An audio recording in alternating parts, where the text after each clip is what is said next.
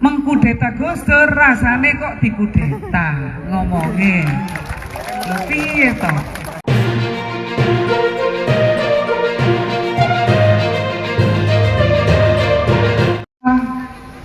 Yang maha kuasa dan makhluk-makhluknya, antara apa yang diciptakan dan sang pencipta, dan yang paling utama antara akal dan hati.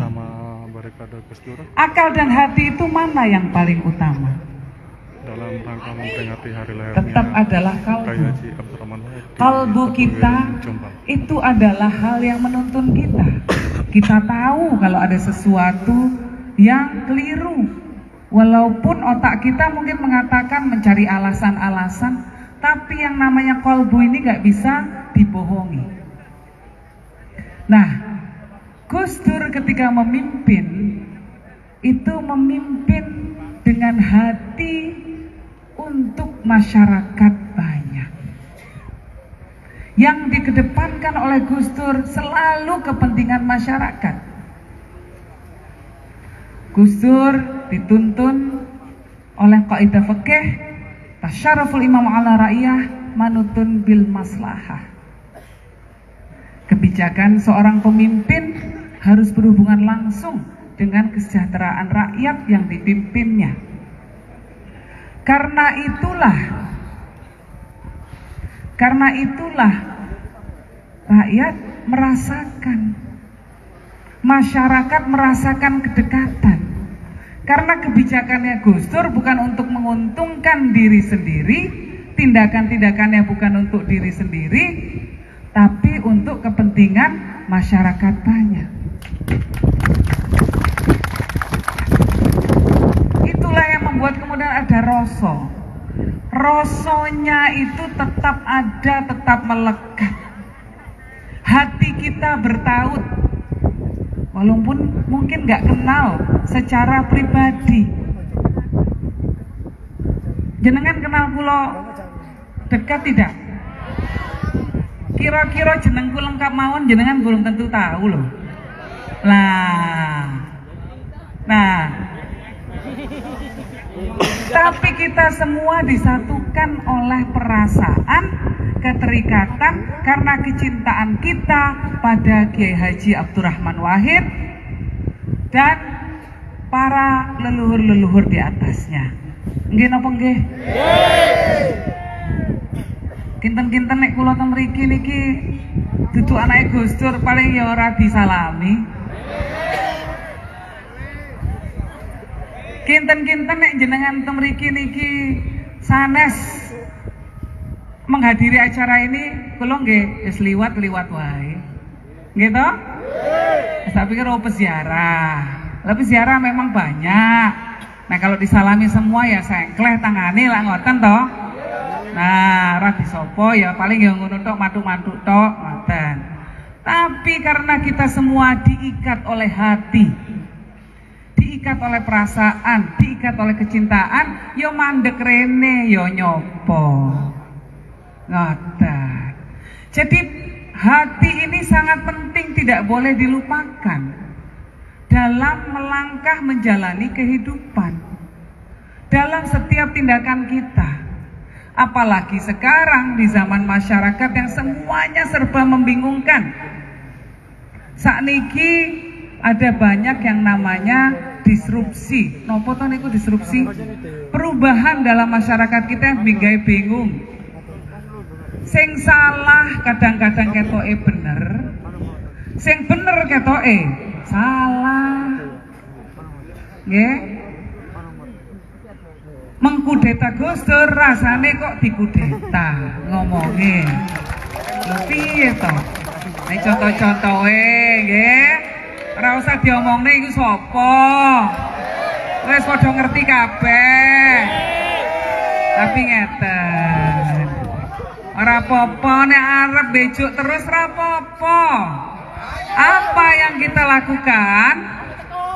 Kita maafkan. Kita maafkan. Kita maafkan karena apa? Karena itu yang ditoladankan oleh Gus Dur. Tapi sambil kita ingatkan. Jadi kalau saya ditanya, Mbak itu pripun iku jerene rasane dikudeta. Ora apa-apa, nek arep tetep bejuk, kalau mau tetap berbohong silahkan berbohong terus, akan saya maafkan. Cuma sebagai saudara saya mengingatkan, tolong fokus dulu pada kasus hukum yang sedang dihadapi.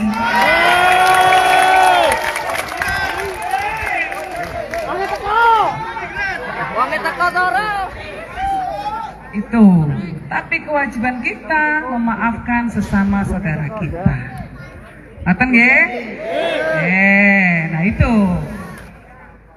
Nah, karena ini adalah toladannya Gus Dur, salah satu toladannya Gus Dur adalah memaafkan. Gus Dur itu jembar seperti samudra. Semua yang datang diterima. Yang namanya samudra itu mau kotoran, mau apa, air semuanya datang dari sungai-sungai, kali-kali mengalir ke lautan. Sampah yo metu ono bangke kewan yo melu kabeh ditompo, diterima semua. Dan malah yang dikembalikan adalah apa? Hasil laut, ikan untuk dimakan manusia, rumput laut untuk dikonsumsi dan lain sebagainya. Nah itulah. Nah kita harus jembar juga seperti itu, tapi tetap harus belajar dari kesalahan yang ada. Kalau manusianya tidak boleh dibenci, tapi kelakuannya harus dikoreksi. Manusianya harus dimaafkan, tetapi kelakuannya, apalagi yang merugikan rakyat dan masyarakat, harus diluruskan. Nah itu sikap kita ya. Jangan benci. Kita doakan agar dibuka hatinya oleh Allah, memperoleh hidayah, sehingga ketika semua menjadi pemimpin-pemimpin masyarakat, hatinya betul-betul untuk masyarakat. Betul-betul posisi politiknya, jabatannya, kekuasaannya digunakan betul-betul untuk kepentingan masyarakat. Tantangan bangsa ini ke depan masih sangat besar.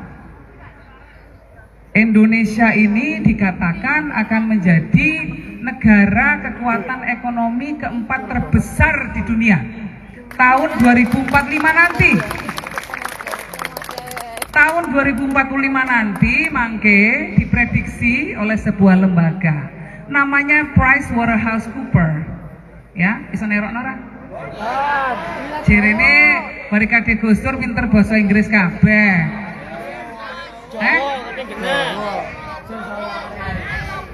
Oh alah Pak, ngerti ini cuma I love you full.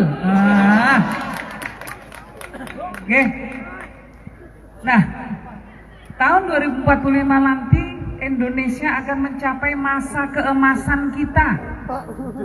Indonesia kekuatan ekonominya akan tumbuh. Kekuatan ekonominya akan tumbuh, masyarakatnya rata-rata penghasilannya itu sekitar 25.000 US dollars. Piro iku? Ora bakal iso ngitung kok. Bingung.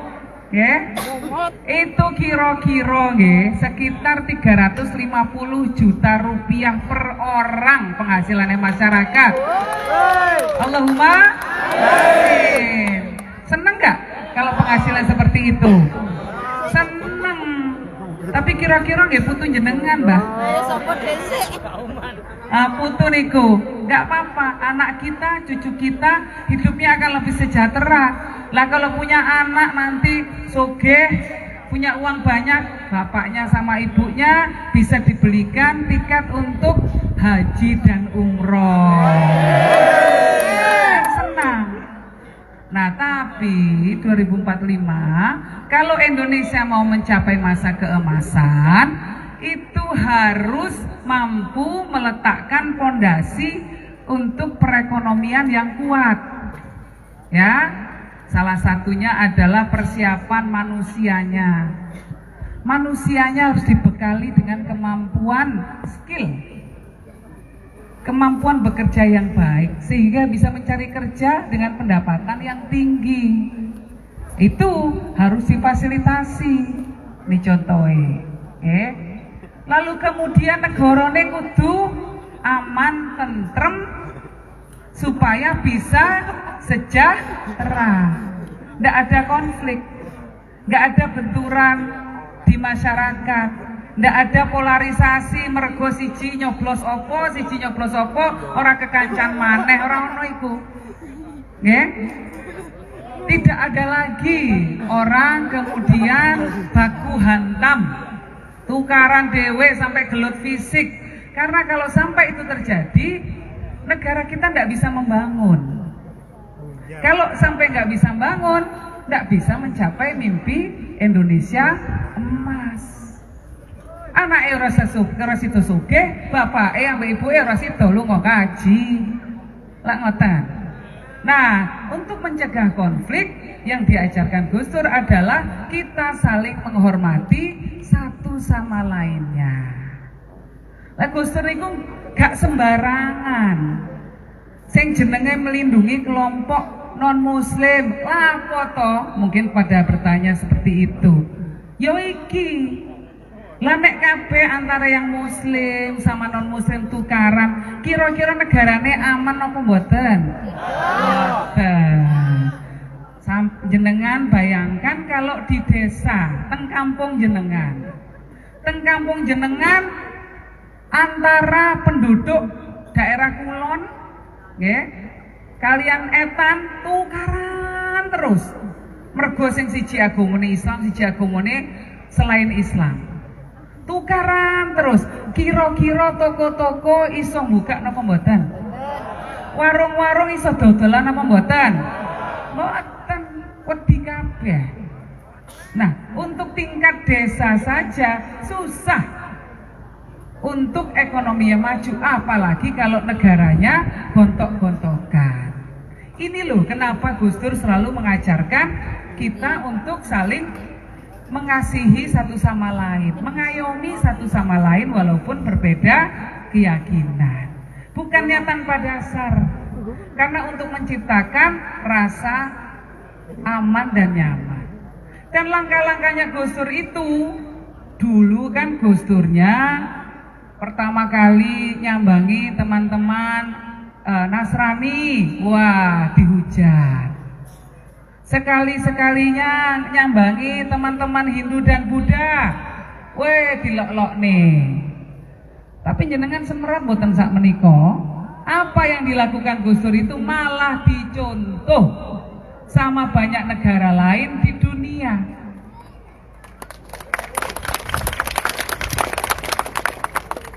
Saya sekitar 3 minggu yang lalu baru kembali, sebulan yang lalu baru kembali dari sebuah negara namanya Uni Emirat Arab.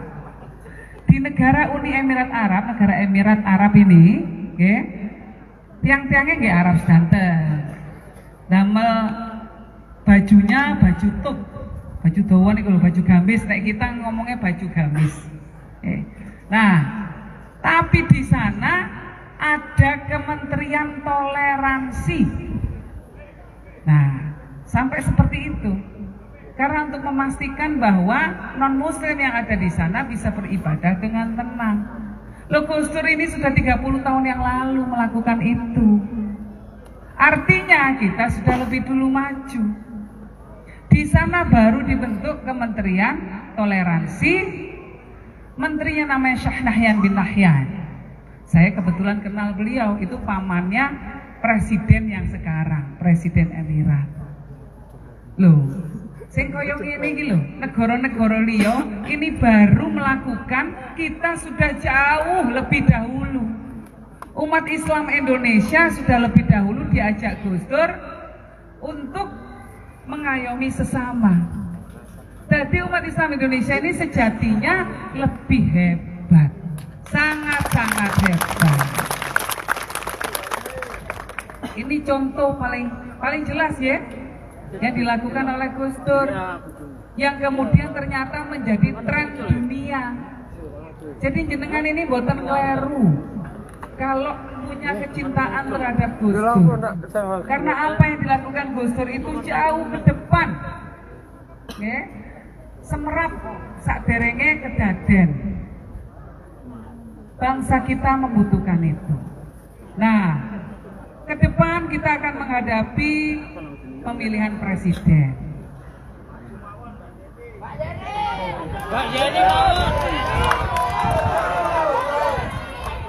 Wong partene jadi colong uang lho, Cak sampean iki piye? Mbak Yeni tok. Nanti kita pasti akan berjuang untuk mendapatkan kendaraan politik kembali. Harus, ya. Anak gunung yang menikmati. Sami, bang jenengan niku nggih tirakat, saniki jenengan iso numpak sepeda motor, omahe luwih enak. Zaman biyen omahe gede kan ngoten to? Oke. Nah, kalau kita sekarang tirakat untuk anak cucu kita, ya sudah betul. Ya itu memang tugas utama orang tua, salah satunya tirakat untuk anak keturunannya. Sudah betul, ya. Nah, jadi dalam menghadapi Pilpres ke depan nanti, saya berharap semuanya bersabar dahulu. Tunggu komando dari saya. Bersedia menunggu komando saya? Dan bersedia kemudian untuk woro-woro mewartakan ke teman-teman, ke masyarakat sekitar begitu kita sudah ada pilihan? Nanti ya setelah bulan Oktober kita putuskan. Saiki ngopi-ngopi dhisik mawon nggih. Saya sedang berkomunikasi dengan banyak pihak. Kemarin sudah bertemu dengan Pak Prabowo Subianto. Pak Prabowo Subianto itu bukan orang lain kalau dengan keluarga Gus Dur. Ya, Pak Prabowo Subianto itu punya mbah namanya Eyang Margono. Eyang Margono itu pendiri Bank BNI 46. Rumahnya sebelahan dengan mbah saya, Mbah Wahid Hasyim di Jakarta. Persis sebelahan, tunggal tembok, tunggal pagar, saking dekatnya. Ya. Nah, jadi sudah dari dulu kedekatan itu. Nah, yang kedua, tahun 2009 pada waktu partai kita dicuri orang, lalu kemudian kita ngalihkan dukungan. Nah, kita dicuri maling, dicuri maling. Nah, waktu itu kita mengalihkan dukungan kepada partainya Pak Prabowo. Ada ingat? Ya. Nah, kok tambah barokah? Saya di situ dapat barokah, yaitu apa? Ketemu jodoh. Nah, jadi ini sudah dekat hubungannya, ya. Tapi dengan Pak Ganjar juga bukan orang yang jauh. Pak Ganjar juga punya kedekatan. Bolo-bolone Pak Ganjar ya bolone dhewe kene. Teman-teman sendiri semua. Pak Ganjar punya kedekatan secara nilai dan pikiran dengan kita semua, dengan saya pribadi. Jadi, detik ini kita akan terus melakukan komunikasi, ya, melakukan komunikasi. Dan yang paling penting, kita akan melakukan, saya pribadi akan terus melakukan riadoh spiritual untuk mendapatkan tuntunan dari Yang Maha Kuasa. Semoga Allah SWT selalu menuntun langkah kita, selalu menuntun hati kita agar bisa mendapat keputusan yang terbaik. Nah, yang paling penting, kita bukan cuma sekedar milih presiden, tapi ngerti pemimpin ke depan itu yang dibutuhkan negara kita seperti apa, itu jauh lebih penting. Ya. Saya itu paling nggak seneng kalau orang sudah nggak jabat terus dielek-elek nih, nggak seneng itu saya. Apalagi kalau sudah mantan presiden. Setiap pemimpin Indonesia itu punya kontribusi, itu berjasa untuk Indonesia. Dan setiap pemimpin itu pasti dibutuhkan zamannya. Gus Dur dibutuhkan pada zaman itu. Kalau Gus Dur zaman sekarang, kira-kira ya soro dikeroyok karo netizen yang terhormat. Tantangan yang berbeda yang dibutuhkan yang dibutuhkan adalah kepemimpinan yang khas pada zaman itu juga. Gitu. Zaman Bung Karno, waktu itu transisi dari negara, dari masyarakat yang terjajah, dijajah penjajah kolonial Belanda dan Jepang menuju negara merdeka. Ya, maka butuh kepemimpinan yang revolusioner, menggerakkan masyarakat untuk berjuang keluar dari kungkungan penjajahan. Itu Bung Karno. Setelah Bung Karno pasca kemerdekaan, lane wis mari berjuang kudu ditoto kabeh supaya bisa membangun. Maka Indonesia mendapatkan pemimpin seperti Pak Harto. Selama 32 tahun, ya. Dekade pertama kepemimpinan Pak Harto luar biasa sekali. Pertumbuhan ekonomi masyarakatnya melesat jauh waktu itu. Ada stabilitas sehingga bisa membangun negara kita. Tapi kemudian kok ada ekses negatif berkaitan dengan apa? Dengan demokrasi. Rakyatnya bersuara sedikit dibungkam. Nah, lalu kemudian Ya, ini ada transisi. Yang pertama Pak Habibie. Bersama Pak Habibie itu Barikade Gus Dur memberikan kepada di kita semua lapangan imajinasi pertempuran tentang Kabupaten negara yang berbasis teknologi. Pak Habibie memberikan kepada kita visi tentang negara yang kuat secara teknologi. Karena apa? Kalau negara punya basis teknologi, maka dia akan maju secara ekonomi. Contohnya pundi? Contohnya Korea Selatan, contohnya Jepang, ya. Tapi rakyatnya masih merasa terkungkung. Lahirlah reformasi. Reformasi lahirlah Gus Dur sebagai pemimpin Indonesia. Gus Dur memberikan demokrasi yang sesungguhnya. Keadilan sosial ditegakkan, ada kesetaraan. Mau orang apapun latar belakang agama dan keyakinan sama-sama punya hak yang sama di mata hukum. Mau orang dia dari kondisi ekonomi yang berbeda, mau kaya mau miskin, semua sama harus dilindungi oleh hukum. Ini yang dilakukan oleh Gus Dur. Keploki kok, aman keplok aku watuk.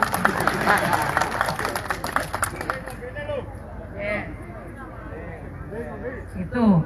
Setelah Gus Dur ada Bu Megawati. Bu Megawati cara kepemimpinannya populis, ya, dan itu banyak kebijakan-kebijakannya soal buruh dan lain sebagainya. Setelah Bu Megawati ada Pak SBY. Pak SBY itu memberikan contoh bagaimana tentara yang dulu terlibat dalam politik sekarang ikhlas untuk berkontestasi dalam politik lewat proses demokrasi. Soalnya nek orang lewat proses demokrasi, orang lewat pemilihan, yo kira-kira siji gawe bedil, siji ora gawe bedil, sing menang sing endi? Oh, karena sakti jerene. Soalnya bapaknya disuwuk. Nah, tapi begitu memakai mekanisme demokrasi, siapapun boleh. Mau jenderal TNI, jenderal polisi, masyarakat sipil, mau kiai, mau siapapun boleh mencalonkan diri. Ya kan? Semua sama. Orang-orang sing nggo bedil kabeh kalau sudah lewat coblosan. Nah, masih disuwuk ya belum tentu dadi toh, Pak. Ya kan? Itu Pak SBY memberikan contoh luar biasa itu. Ya, memberikan contoh bagaimana militer bisa ikut berkontestasi dalam proses demokrasi. Itu luar biasa sekali menurut saya. Karena itu membuat stabilitas dalam demokrasi. Jenengan kira-kira ora paham ora apa-apa. Sing iki gawe bagian media iki ya. Minum. Apa meneh Cak Humaydi iki? Oh, tambah gak ngerti ora apa-apa wis. Nah, tutupnya ya. Cak Humaydi ya. Insya Allah paham. Ya alhamdulillah hebat iki. Sampai ngajari Cak Humaydi nggih engko ya. Nggih. Ngerti. Yang terakhir setelah Pak SBY sinten? Itu jabat kok. Pak Jokowi. Apa yang dilakukan Pak Jokowi? Pak Jokowi melakukan proses hilirisasi, proses tiga landas industrialisasi. Nopo to niku? Oh, sasi kabeh iki opo? Sasi kabeh sambel terasi ngertine. Ya. Ngeten lho. Negara iku nek pengen maju kudu lewat proses industrialisasi. Nah, ini dijawab smelter. Apa meneh iku smelter? Nggih, ngeten lho ngeten. Dulu kita Indonesia ini negara yang kaya luar biasa. Dianugerahi kekayaan alam yang luar biasa. Banyak mineral, batu-batu dan lain sebagainya, minyak bumi, gas alam dan lain sebagainya. Tapi dulu dijualnya mentah. Nek dijualnya mentah, murah. Contohnya ngeten, jenengan nandur singkong. Singkong apa bahasa Jawa nih? Liyo soalnya. Nang kene iki apa lho? Ana kaspe, ana pohong, ana apa meneh. Kali tak tes. Telo yo meneh. Telah. Pohong, nggih. Sampeyan duwe pohong. Kebun isi nandur pohong kabeh. Nek sampean dodol mau pohong tok, kira-kira regane murah apa ora? Murah. Nek sampean olah dhisik, diiris-iris, dikasih bumbu, dibuat dikasih cabai sedikit, digoreng jadi keripik, kira-kira larang no mboten? Terus dijarno pirang dino dadi tape regane larang apa ora? Larang. Ono meneh. Ono sing tanggane pinter teknologi diolah jadi yang namanya bioetanol. Bioetanol itu adalah bahan bakar berbahan nabati. Iso lho pohong dadi BBM saged. Asal diolah pakai mesin. Ya. Nah, harganya jauh lebih mahal nggak? Ya mahal. Nah itu contohnya. Bahwa negara kalau ikut proses industrialisasi jauh lebih kaya. Ketika negaranya kaya, rakyatnya lebih sejahtera mboten? Nah itu yang dilakukan Pak Jokowi, memulai proses industrialisasi.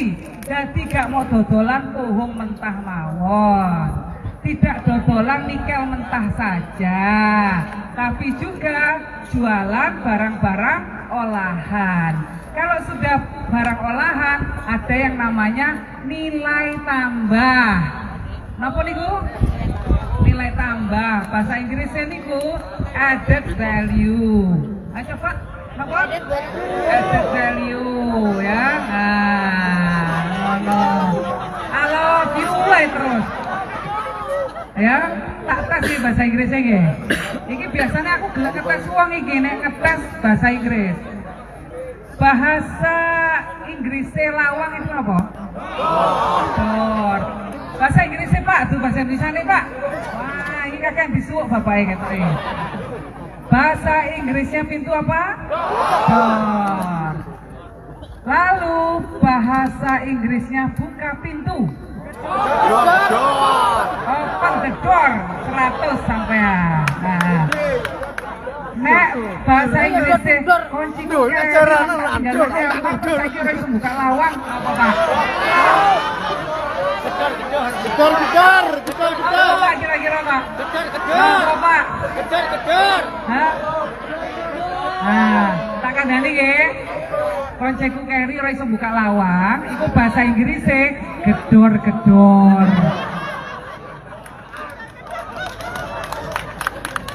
Oke. Nah, tapi artinya bahwa Indonesia ini punya banyak sekali kekayaan alam, itu harus diolah dengan baik sehingga bisa mendatangkan keuntungan buat warga masyarakat. Nah, presiden ke depan harus bisa melanjutkan apa yang sudah dimulai oleh presiden-presiden sebelumnya. Jadi kita mendukung yang melanjutkan program pembangunan pemerintah. Nah, itu kriteria pertama pemimpin ke depan yang akan kita pilih adalah orang yang mau melanjutkan pembangunan. Ya, ngoten. Itu satu kriterianya. Jadi kalau, nah itu, ya, harus tahu bahasa Inggris. Oh, nggak apa-apa. Kalau nggak bisa bahasa Inggris nanti didampingi orang-orang yang bisa bahasa Inggris. Nggak apa-apa. Baru tahu kalau I love you. Sekalian ya. Jadi dalam menyikapi nanti pilpres ke depan, saya mohon semua satu komando, ya. Tunggu arahan dari kami semua setelah melakukan riadoh, baik riadoh politik maupun riadoh spiritual. Oke, tunggu dulu. Tapi yang jelas kriterianya pemimpin ke depan haruslah orang yang mau melanjutkan pembangunan Indonesia yang sudah dilakukan oleh presiden-presiden sebelumnya. Itu ya, itu yang dipegang.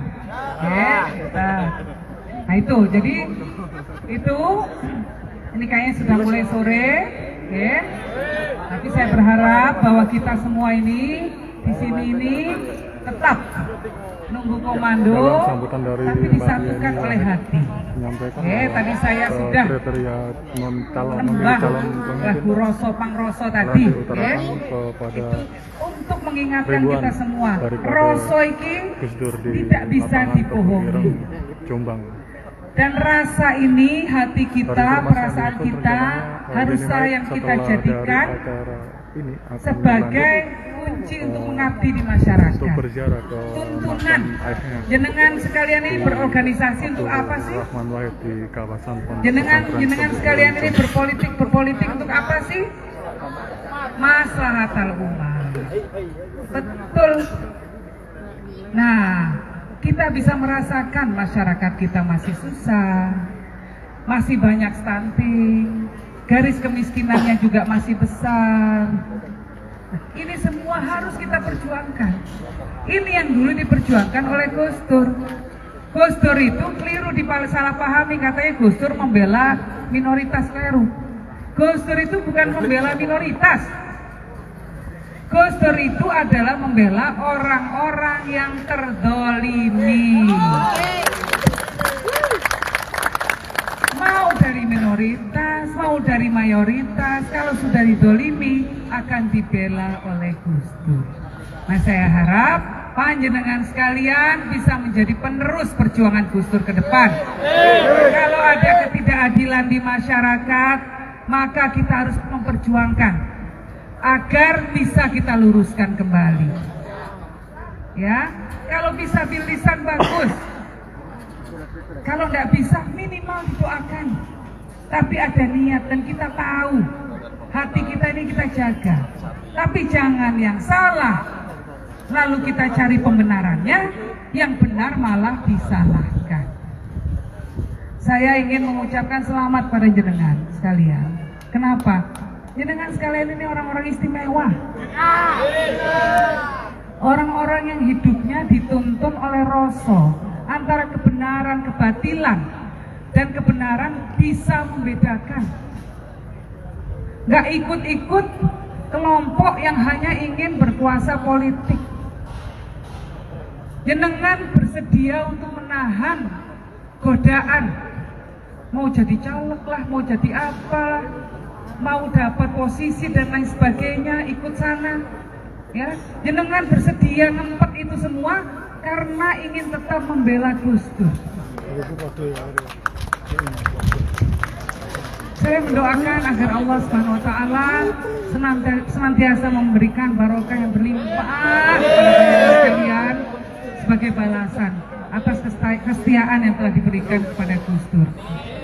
Karena kesetiaan pada Gus Dur itu bukan cuma kesetiaan kepada sosok Gus Dur, tetapi atas nilai-nilai yang telah diperjuangkan oleh para pejuang-pejuang kita, para muassis Nahdlatul Ulama, para ulama-ulama kita terdahulu, ya, para pemimpin-pemimpin bangsa kita. Beliau-beliau berjuang untuk kebenaran di masyarakat. Nah, walaupun jumlahnya sedikit, selama masih ada yang menyerukan kebenaran, maka api kebenaran akan tetap menyala. Mari kita tetap menjadi lilin yang tetap menyala menerangi kegelapan. Walaupun kegelapannya banyak orang yang lebih memilih jalan pintas, kekuasaan yang diperoleh dengan jalan tidak baik, tidak apa-apa. Kita tetap menjadi lilin yang membedakan kita dari mereka. Jenengan orang-orang yang istimewa karena berani tirakat, bersedia untuk tirakat, ikhlas demi untuk terus menegakkan barisan Gus Dur. Matur nuwun atas semua yang telah panjenengan berikan untuk tetap mengibarkan bendera perjuangan Gus Dur. Ke depan insya Allah bendera ini akan kita tegakkan kembali. Demikian Ke depan laporan dari kita akan menjadi Kebuiran. kekuatan yang lebih Sampai besar. jumpa di live berikutnya. Ke depan Selamat kita sore. akan tunjukkan bahwa bara api nyala perjuangan para kader Gus Dur akan tetap menyala, akan lebih membesar, dan ini akan menjadi pasukan-pasukan yang selalu membela yang benar, bukan membela yang bayar. Oke, jadi dari sini, dari peringatan hari lahirnya Gus Dur 7 September 2023 ini, mari kita mantapkan kekuatan kita kembali. Mari kita mantapkan kekuatan batin kita, kekuatan hati kita untuk terus berjuang bagi kepentingan Indonesia yang lebih baik ke depan. Kita mulai noto rasa kita bersama-sama, dan itu dilandasi pada kecintaan kita pada para ulama Indonesia. Semoga niatan kita ini diijabah Allah dengan sebuah proses yang memudahkan kita ke depannya nanti. Semoga Allah memberikan kita kekuatan, semoga Allah memberikan kita kesehatan, semoga Allah memberikan kita kejernihan sikap dalam melihat mana yang baik dan mana yang buruk. Itu dulu dari saya. Terima kasih atas kehadirannya. Kita berjumpa kembali nanti bulan Oktober, kita bertemu kembali. Pada saat itu kita sudah punya pilihan yang gamblang dan jelas, insya Allah. Terima kasih. Allahumma waffiq ila aqwamit thariq. Wassalamualaikum warahmatullahi wabarakatuh. Waalaikumsalam warahmatullahi wabarakatuh. Sayyidina Muhammad